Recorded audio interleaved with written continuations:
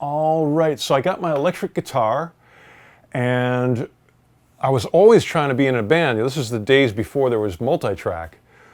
So in order to get a full rock sound, you had to have human beings. You had to have a drummer and a bass player, and I found a bunch of local musicians, and we learned all kinds of songs. Just played AC/DC and Alice Cooper and UFO and Rush and Van Halen and Triumph, April Wine. We just over and over again. And I remember I liked shuffles. I started writing songs.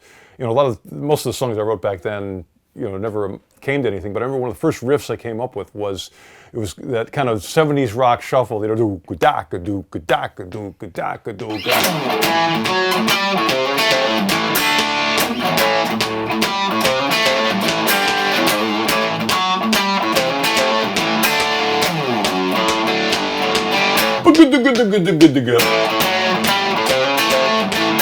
I was, had this fantasy of like, and then the tom-toms will go, and we'll pan them out, so it goes from speaker to speaker.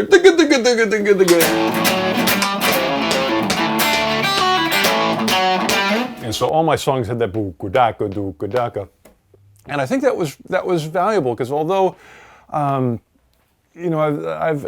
gravitated towards metal, there was always kind of that blues element that I got from playing those shuffles, from my dad having B.B. King records in the house, and there's the pop elements from listening to the Beatles albums that my parents had, and I still, I love those Beatles riffs, and probably put more air guitar time. Well, it's probably a tie between the Beatles records, Led Zeppelin, and Van Halen. A lot of air guitar.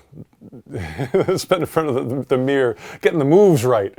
Though I could never quite do that Eddie Van Halen split. That was embarrassing. When I saw that back on video, I was like, I'll leave that to Eddie.